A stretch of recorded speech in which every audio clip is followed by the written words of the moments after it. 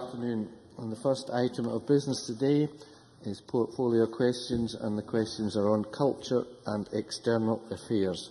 And in order to get as many people in as possible, I prefer short and succinct questions and indeed answers to match.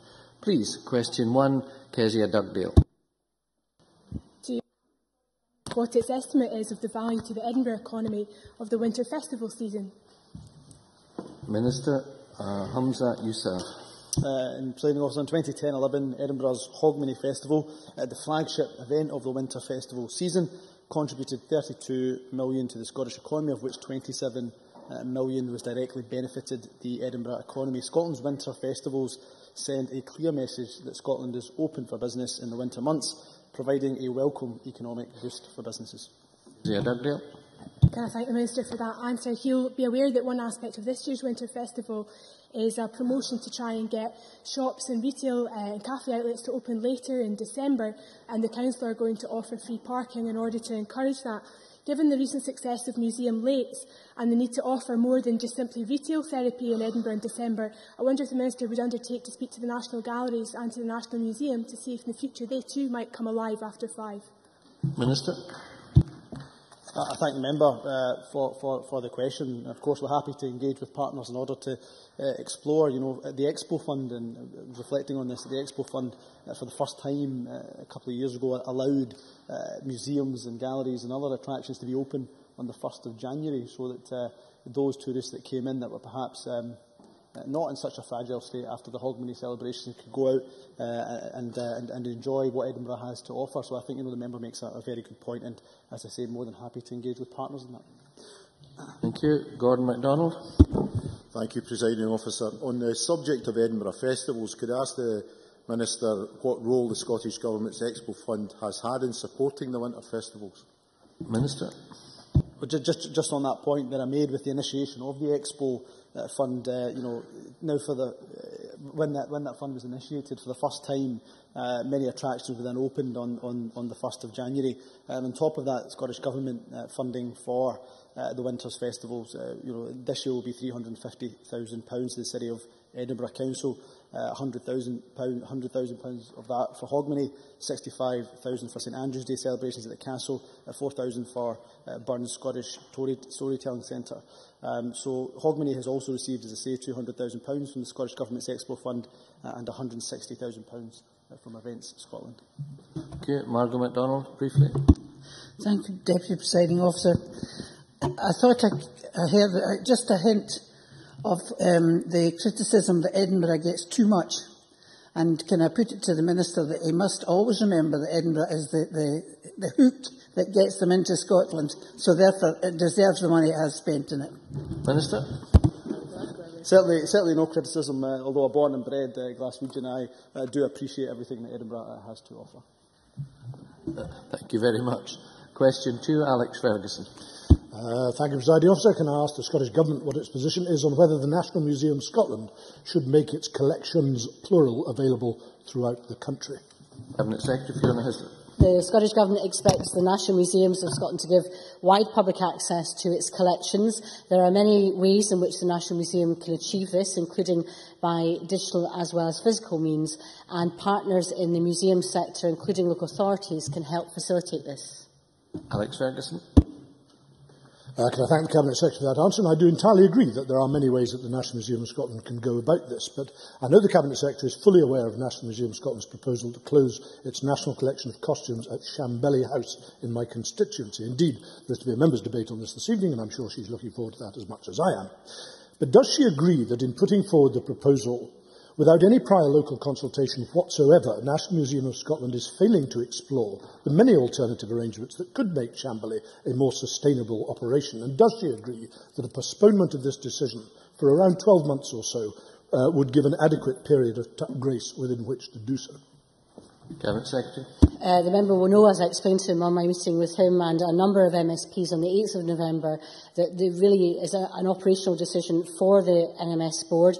But I have met with the board chair and its director to explore the different ways in which the National Museum of Scotland can support and improve, indeed, the National Museum collections offer in Dumfries and Galloway. In terms of the future of Chambly House, I think, as I mentioned at the meeting on the 8th of November, we do have to remember that we should not be in a position that we take for granted the position of staff in particular working there who may have other opportunities on offer. So therefore I do think that the views expressed by the local members are very strong. I did indicate that I would pass them on to the board. They've got a very important board meeting coming in the next week or so. So I do take on board the concerns, but it is not my decision to determine whether there should be a postponement. But what I can and will do is to make sure with the local authorities and with local members that the board of NMS are fully cognisant of the need to provide an improvement to the provision of national collections in Dumfries and Galloway. Patricia Fergusson. Thank you, Presiding Officer. I am grateful to the Minister for her answer to Mr Fergusson because it is very helpful with regard to Shambelly House, and like him I'm looking forward to the debate this evening. I would ask the Minister, though, to recognise that some collections lend themselves better than others to digitisation, and that the digitisation of the artefacts available in a costume museum are perhaps not as well enhanced as other collections might be by that method, and to ask her whether the National Museums of Scotland could be encouraged to think about what use could be made of Shambelly House in the winter season when it's normally closed, and whether that might be an opportunity to devolve, if you like, to other parts of Scotland, particularly Dumfries and Galloway, some of the other collections of the National Museum, to give Shambelly House more of a life throughout the year. Thank you. Cabinet Secretary. The member will recall my answer on digitisation was purely to a very general question by Alex Fergusson. In relation to what the NMS has tried to do, to be fair, is to look at using better PR promotion of the activity in Shambelly House. It's got small rooms, which means that at any one time there are only 50 costumes out of 6,000 that are presented there. Having said that, I think that her line of argument in terms of the diversification of the use of Shambelly House, I think, is one that we all could explore, and is one I'm encouraging the National Museum of Scotland to explore. Thanks very much. Question 3, Ken Macintosh. To ask the Scottish Executive Government to rate what contact the Cabinet Secretary for Culture and External Affairs has had with Creative Scotland in the last month. Cabinet Secretary Fiona Hislop. I met with Creative Scotland on Wednesday, the 14th of November, at my regular scheduled meeting with the Chair of the Board. Over the month, I have kept in close contact with Creative Scotland through my officials. I was with one of the board members and Creative Scotland officials on Sunday night when I presented the Creative Scotland Games Awards at the BAFTAs. Ken Macintosh. Can I thank the Minister for her answer, although I'm not sure, given the level of discontent amongst the artistic community and creative organisations with Creative Scotland, I'm not sure whether that indicates a more hands-on approach or not. Can I ask the Minister specifically whether she thinks that Creative Scotland's move from long-term funding to project-based funding for the arts has been a success? Cabinet Secretary. Well, that move hasn't taken place, and indeed there's been a delay and an operational review. If the member's been following the debate, I have asked the board to look at the issues. There are 2 pieces of work which were presented to the board on the 6th of December, one of which is looking at some of the wider operational issues to which he has raised concern. I can say, however, and perhaps I should correct my initial answer, I think the first elements of the flexible funding has been allocated, all of whom, apart from one, have been for 2 years, which is the same amount of time as the previous flexible funding programmes were for, and the one that didn't have 2 years funding was at their request. So there's been no shortening of the period of funding, but I do think there's an issue about the operation of that, and that's why one of the reviews from the board is to look at precisely that area of concern. Okay, a brief supplementary from Claire Adamson, please. Thank you, Presiding Officer. Can I ask the Cabinet Secretary how Creative Scotland will engage with the Year of Natural Scotland? Cabinet Secretary. We are now moving into the Year of Natural Scotland, and as with all the other themed years, we're encouraging different agencies to work to help celebrate that. Creative Scotland will be contributing. My understanding is they've allocated £1 million to help with the celebration of the Year of Natural Scotland. Some of it will be, for example, in relation to the interpretation of John Muir, a very important figure in Scotland, but also in terms of other artistic formats, and indeed opportunities are available to artists, and they can look at Creative Scotland's website should they want to take part in some of the plans that are taking place next year. Thank you. Question 4, Angus MacDonald. To ask the Scottish Government how it measures the impact of the Youth Music Initiative. Secretary for Your Creative Scotland managed the delivery and monitoring of the Youth Music Initiative on behalf of Government. All funded projects are required to submit an end-of-project report and, where necessary, interim reports to Creative Scotland. The real impacts and measures of this successful initiative are evident through the achievements of projects undertaken by the likes of Fes Ross with traditional Gaelic music, Systema Scotland's Big Noise Orchestras, and the flourishing Scottish Brass Band Association, and I'll be attending the Youth Brass Band Championships, presiding officer, on Saturday. This Scotland-wide initiative supports over 300 projects annually. Since its inception in 2003, YMI continues to ensure that all Scotland's primary school children have access to 1 year's free music tuition, and at the end of academic year 2010-11, 1.7 million attendances at YMI-funded programmes were recorded across all local authorities areas. Angus MacDonald. I thank the Cabinet Secretary for her reply. I'm aware that cultural coordinators at Falkirk Council and Natalie Falkirk Community Trust have drawn down nearly 1.2 million from the Youth Music Initiative since 2007. With the total drawn down in Falkirk District in the past 5 years standing at 1,386,000. And I've seen at first hand the benefits this initiative can bring to young people. Can the Cabinet Secretary give an assurance that this excellent initiative will continue in future years? Cabinet Secretary. Despite severe pressures from the Westminster Government, I have within the culture budget been able to maintain the Youth Music Initiative at a value of 10 million. I would join with him in congratulating the outstanding work in the Falkirk area using the Youth Music Initiative. Excellent. Question 5, Anne McTaggart. Ask the Scottish Government further to the First Minister's meeting with the Chinese ambassador to the UK in June 2012, what representations it has made to China regarding the treatment of Tibetan people. Minister Humza Yousaf. The Scottish Government has not made any specific representations to China regarding the treatment of Tibetan people since the First Minister's meeting with the Chinese ambassador in June 2012. Scottish ministers do, however, regularly use the opportunity to raise the issue and varied issues of human rights and appropriate speeches on China and meetings with the Chinese. The Cabinet Secretary for Culture and External Affairs met with the Chinese Consul General in May and used the opportunity to highlight the Scottish Government's concerns. We're committed to engaging with the Chinese Government on the issue of human rights as part of our overall engagement. Scotland is justly proud of its reputation of ethical business practices and knows that human rights and rule of law are key to long-term economic success and social stability. We'll continue to share these experiences and values in our dealings with China going into the future.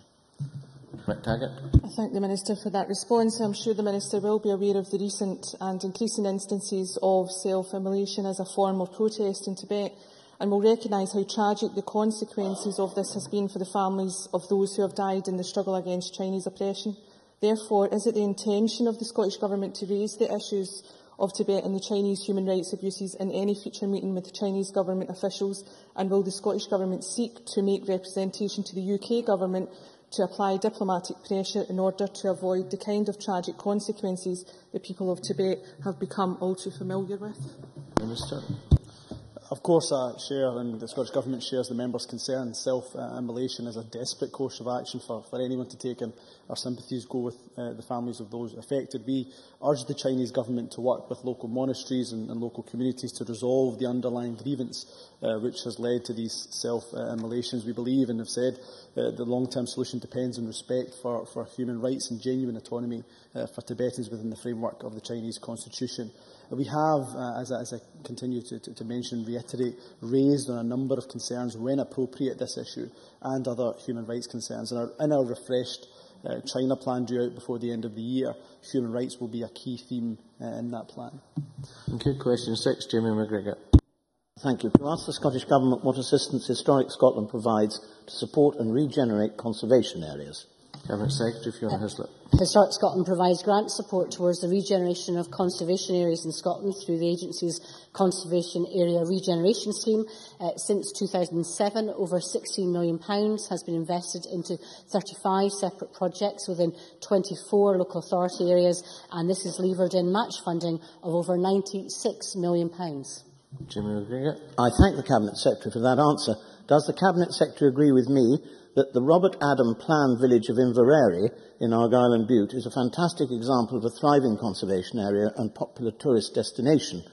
However, is she aware of the need for around £3 million of building repairs to the historic buildings of Inverary, including the Avenue Arch and the Courthouse, And will she join me in expressing the hope that Historic Scotland will respond positively to Argyll and Bute Council's recent application for funding support to restore and maintain Inverere's built heritage under its Conservation Area Regeneration Scheme? Thank you very much.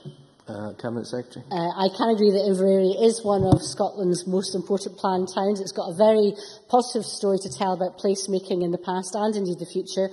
I do know the application is in from Argyll and Bute Council to round 5 of the Historic Scotland scheme. I understand that the application is for £970,000 of the CARS funding. The round 5 applications are currently being assessed, and applicants will be notified in early 2013, but I'm sure that Argyll and Bute Council have put forward a very positive proposal, and I look forward to seeing the response in early 2013 when Historic Scotland makes their decision. Thank you. Question 7, Willie Coffey. Thank you. To ask the Scottish Government when the Scottish Catholic Archives will be made available to genealogy centres in Kilmarnock and Glasgow, in addition to the Edinburgh Centre. Secretary Fiona Hislop. The records referred to are the property of the Catholic Church, and the National Records of Scotland does not have their permission to make them available at local family history centres. The records are available in the Scotland's People Centre in Edinburgh and on the internet at www.scotlandspeople.gov.uk. Willie Coffey. Can I thank the Cabinet Secretary for that answer? She'll be aware, of course, of the importance of providing access to Catholic archives and history as close as possible to the centres in the west of Scotland where many Catholic people actually live. Would the Cabinet Secretary agree to consult further with the Catholic Church to see if they will review the arrangement so that access can be made equal for people who live in the west of Scotland as well as in Edinburgh? Cabinet Secretary. Well, I will reiterate that permission is required from the Scottish Catholic Archives. I can recall that I think it was January that Willie Coffey last wrote to me about this. I am happy on the back of this question to seek again the permission of or ask the National Records of Scotland to seek permission of the Catholic Church to provide this. But as I said, at the end of the day, it will be up to them to make that decision. But I'm happy to take forward that issue on behalf of Willie Coffey. Thank you. Question 8 has not been lodged by John Park for understandable reasons. Question 9, Margaret Mitchell. Thank you, Deputy Presiding Officer. To ask the Scottish Government what action it is taking to protect sites of historical and archaeological interest. Secretary Fiona Hislop. Through Historic Scotland, Scottish ministers work closely with local authorities, landholders and communities to protect and enhance the country's historic environment. This work is carried out in the context of a wide range of legislation, policy and guidance delivered at national and local level. Historic Scotland also administers grants for historic environment projects on behalf of Scottish ministers. This amounts to some £14.5 million a year, available to help enhance and promote the historic environment for the benefit of our communities.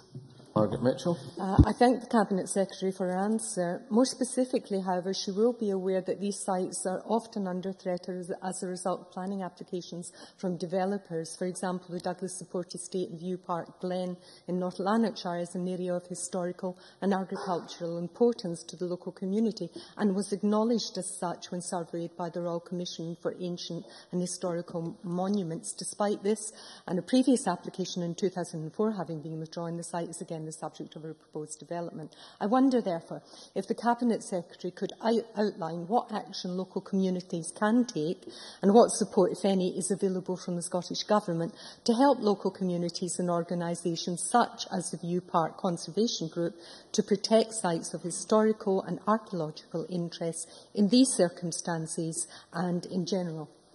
Thank you.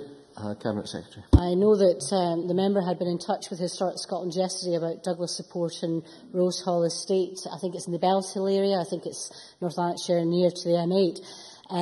Historic Scotland have had no recent involvement. There had been an application to list the structures which are ruinous, but the decision was taken not to designate them because they weren't of interest and to be designated. However, I understand there may be some archaeological interest, as she mentioned. These should be addressed as part of the planning process. Of course, the planning process, at the end of the day, is the ultimate responsibility of the local authorities. But I would encourage members or her constituents who have an interest to perhaps pursue the issue around the archaeology rather than the structures themselves. Michael McMahon, very briefly, please. Thank you, Presiding Officer. Can I ask the Minister in relation to this, isn't it incumbent on everyone who knows and has knowledge of the Douglas Support Estate to actually reflect the proposal accurately, and that the protection of the archaeological and wildlife in that area is part of the plan, and that we should not be debating this in terms of destruction of the area, but the potential to protect the area, protect the wildlife, and also bring much-needed jobs to the community? He will know, as a Minister, I wouldn't take a judgment as to whether the planning application should go ahead or not. But if there are issues of concern to do with heritage or archaeology, those are issues that can be pursued. But as I said, that's part of the planning process. And as part of the planning process, I'm sure the local authority and its members will look at all the issues in terms of the protection planned in the application, or indeed the wider circumstances. I will not take a judgment as to whether this is appropriate planning to approve or not. That is a matter for the local authority. Thank you. That concludes this set of questions. My apologies to question 10, John Pentland. We now move to infrastructure, investment and cities. Question 1, John Lamont. Thank you, Deputy Presiding Officer. To ask the Scottish Government what plans it has to improve the A1, A7 and A68 roads in the Scottish borders. Mr. Brown.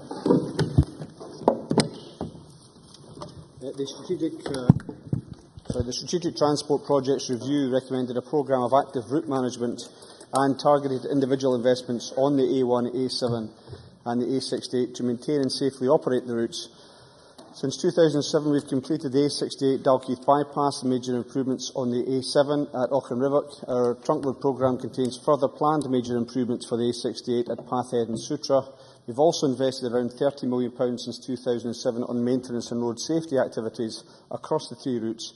And in 2013-14, we estimate we'll spend up to a further £4 million. Thank you. John Lamont. I thank the Minister for that answer.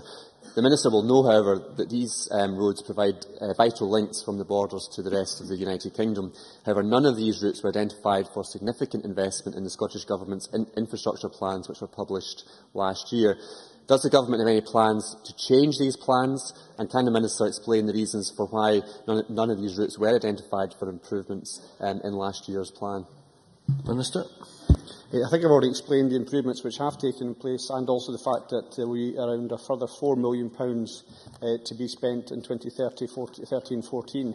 And also the fact that the STPR did identify the fact that the best solution here was to actively manage these routes in terms of their safety. Of course, there are demands for upgrading of roads. These roads weren't upgraded in previous administrations, and perhaps that bears some examination as well. And also to say that the amount of maintenance that we carry out is commensurate with the safety needs. To take further improvements forward and further projects, of course, would have substantial capital implications, and perhaps in that context the member could reflect on the fact that he supported £500 million being spent on the trams project rather than these projects, and he bears some responsibility for the situation that we're in terms of capital. Thank you. A supplementary from Christine Graham, please. Thank you, Deputy Presiding Officer. Can I ask the Minister what impact the operation of the Borders Railway will have on reducing traffic usage on the A7? Minister. I think, as was stated when the announcement was made in the Borders Railway, we expect it will take some traffic off the road, but it will also have significant environmental and safety benefits for the roads. It's something which, as the member knows, because she was at the launch, it's hugely supported in the Borders, and I very much look forward to the day when the trains start to run on that route, and also the benefit that will bring to the congestion and amounts of traffic on the roads which have been mentioned.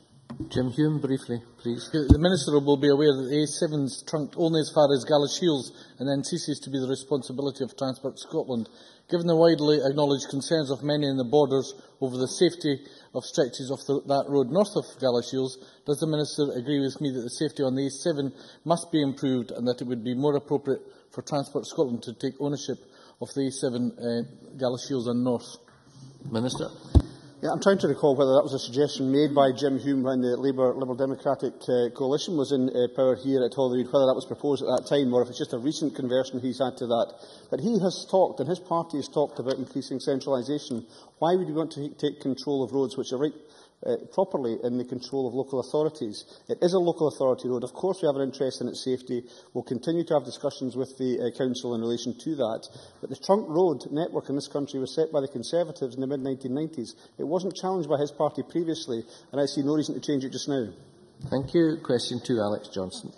to ask the Scottish Government what impact it expects the average of 77 weeks for a decision on major housing applications to have on the house construction industry. Minister Derek Mackay. Delays in the planning system inhibit sustainable economic growth. As my statement to Parliament in September made clear, I put performance at the very heart of an efficiently functioning planning service.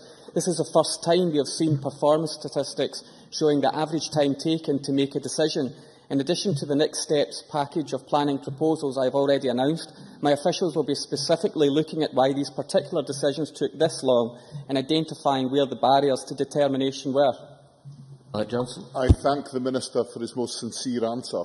Given that this wait is now almost a year longer than the statutory 16-week period that is set down, will the Minister accept that the example being given by the Government in Westminster, where they are prepared to cut across the red tape in order to achieve improvements in planning decision and timescales, will he consider taking these same measures, and will he accept that if he does so, he will have the sincerest support of myself and my party?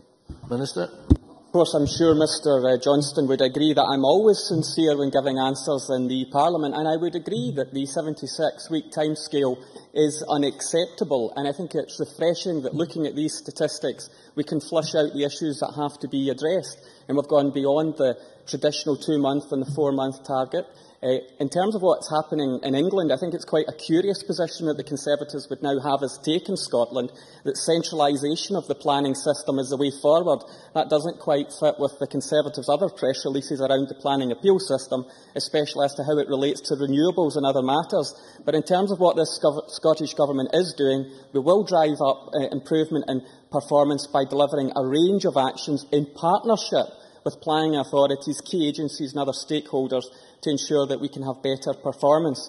And I would refer the member to the consultation in the Better Regulation Bill, where we look at penalties where performance is not delivered.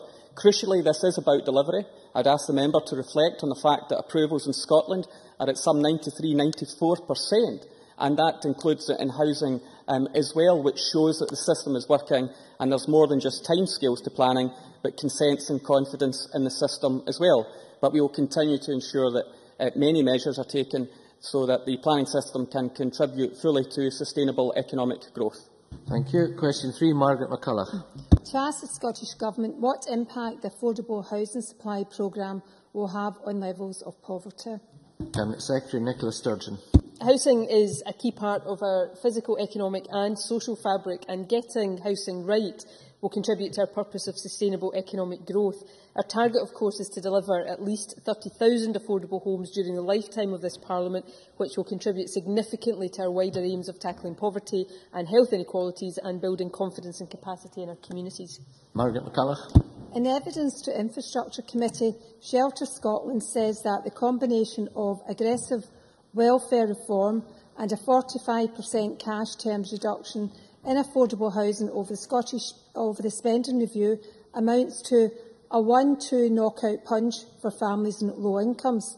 The UK Government has got it wrong in the budget and wrong in the welfare, but would ministers here in Scotland accept that they have got it wrong in presenting an affordable housing budget that has been cut so much that social landlords are now faced with an impossible choice between putting up rents or putting the brakes on house building altogether? Why should the Scottish budget be balanced on the backs of those in the most need? Cabinet Secretary.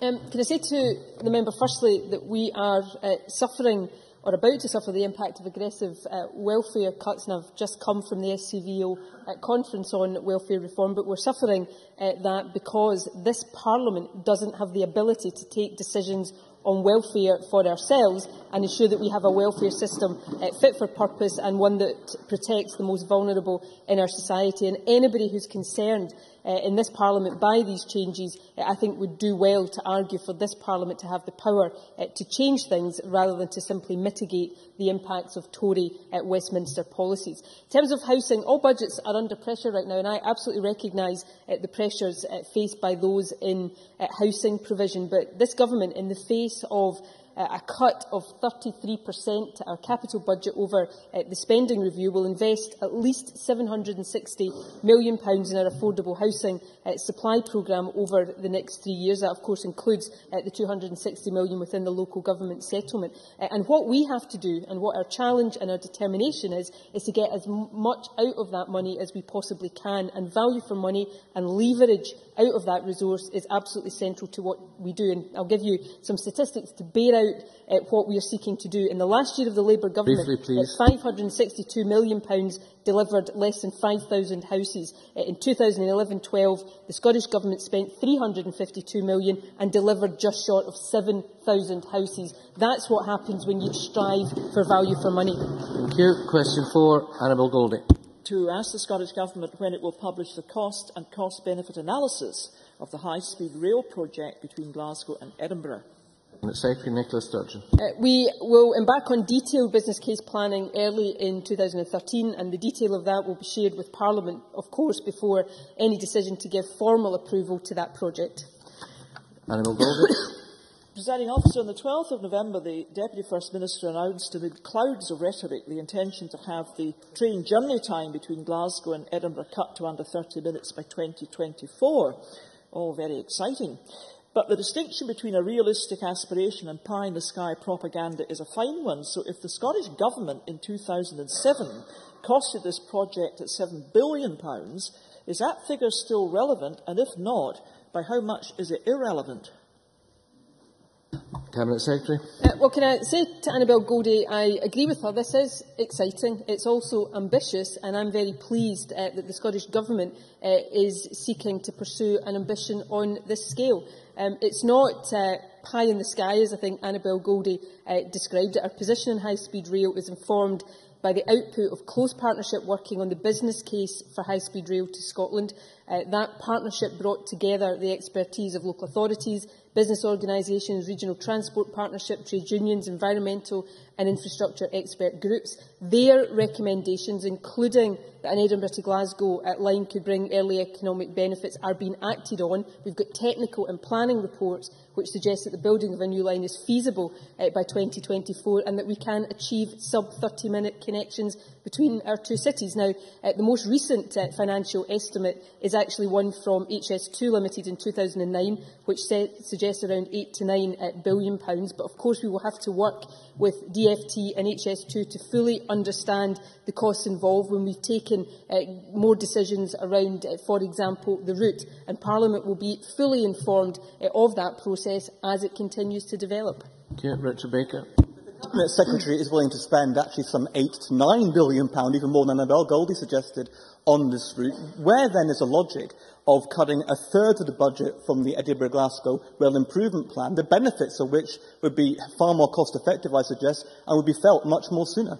Cabinet Secretary. If Richard Baker had been listening, he would have heard me say that that was the latest estimate. That's not what I am saying the budget will be. What the budget will be, how we will fund it, what all of that and all of that will be shared with Parliament, will flow from the decisions we take around the route and other matters, and Parliament will be fully informed in the decision-making process. But I would encourage Richard Baker and others to look at the economic benefit that's estimated to flow from high-speed rail, not just between our two cities, Glasgow and Edinburgh, but if Scotland is fully linked up to high-speed rail to London as well. I think that's something any good government should be striving to achieve, and I would hope that we can encourage all sides of the Parliament to get behind us on it. MacDonald, if brief. Thank you, Deputy Presiding Officer. I think the priorities are wrong here, with all due respect to the Minister, because I don't really think too many folk will be put off doing business in either Glasgow or Edinburgh because they take a few minutes off their journey. It might be more imaginative to try and get into the high-speed rail link going down the east coast and getting in bed with some of the English authorities. May I have a question, please? That's it. Well, we had a summit in Glasgow just last week, including people from England, because Margaret MacDonald might be right if we were focusing on Glasgow and Edinburgh and the link between these two cities as the be-all and end-all. Ultimately, we want to see Scotland fully linked in to high-speed rail right to London, and that does bring economic benefits. I do think it's something the Scottish Government should be working towards, and while not Margaret MacDonald but others on other sides of the chamber may lack the ambition that would see that delivered, this Government doesn't. Dave Thompson. Can the Cabinet Secretary confirm that the proposals for the high-speed rail link between Edinburgh and Glasgow will have no effect on the proposed improvements to the line from the Central Belt to Inverness, some of which have already been implemented? A local MP has been mischief-making, saying that this Glasgow-Edinburgh line will take all the money away from the North Line. Cabinet Secretary. Well, I'm very happy to confirm to Dave Thompson that we will press ahead with the improvements announced in the high-level output specification on the 21st of June this year. This delivers infrastructure improvements and reduced journey times in the coming investment control period, and that's on top of up to 17-minute journey time improvements we'll see from next month between Glasgow and Inverness. I am clear that to gain the maximum benefit from high-speed rail's introduction in Scotland, connections from its destination points to the rest of Scotland must also be improved. Many thanks. Question 5, Michael McMahon. Thank you. To ask the Scottish Government what progress has been made towards the commencement of construction of the new house to Bailison M8 upgrade. Minister Keith Brown. The M8, M73 and M74 motorway improvements MPD contract is in procurement, with construction currently targeted to commence in late 2013. Michael McMahon. Can I thank the Minister very much for that response. The Minister will know that I've been in constant contact with Transport Scotland about progress on this issue. The last meeting I had sometime in September, an indication on the final decision on the contract would be made around this time. Can the Minister confirm that that is the case?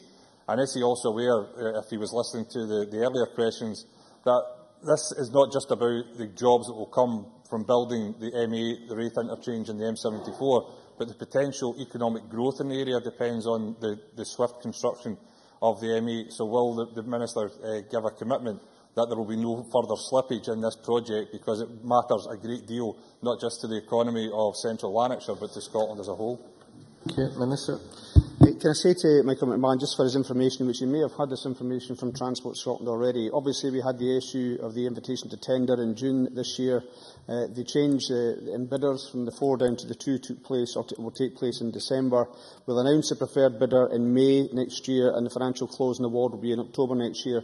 And just to say that both the procurement of this and the construction of it will be comparable both with the M74 and with the M80 projects. This is similar to the time taken for those projects. I do agree with Michael McMahon about the economic benefits which will arise from this improvement in this road, substantial economic benefits, and not just, of course, from having those faster links and safer links, but also from the construction work that's done in the meantime and the jobs that will provide and the spending in the local area. So we do intend to keep to the timetable that we have, and it's similar to previous projects. Thank you. Question 6, Claudia Beamish. Thank you, Presiding Officer. To ask the Scottish Government what steps it intends to take to improve cycling infrastructure. Minister Keith Brown. Since 2007, the Scottish Government has invested over £83 million in cycling infrastructure. In the remainder of this spending review, a further £28.5 million will be allocated to Sustrans, which local authorities can bid for on a match funding basis. And in addition, £20 million will be allocated directly to local authorities for cycling, walking and safer streets projects. Claudia Beamish.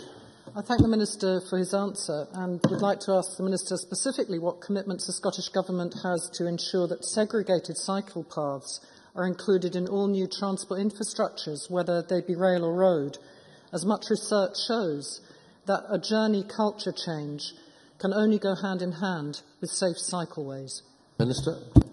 I think, as a member knows from previous discussions on this, we do say that every new major project has to have accommodation of active travel options within it. I think it's probably fair to say that some of those projects will be easier than others in order to accommodate segregated cycle tracks. But we've also invested through the monies I mentioned earlier on in specific cycle networks which often run alongside main arterial routes. And the recent announcement that we made will improve that, not least from Edinburgh through to Fife, which is a point made by a number of members throughout the Chamber in the recent debate. So we do try to achieve that wherever possible, and also for spending large amounts of money in the projects that we have to take forward in terms of roads, we do ensure there's an active travel option to go with it as well. Jim Eadie.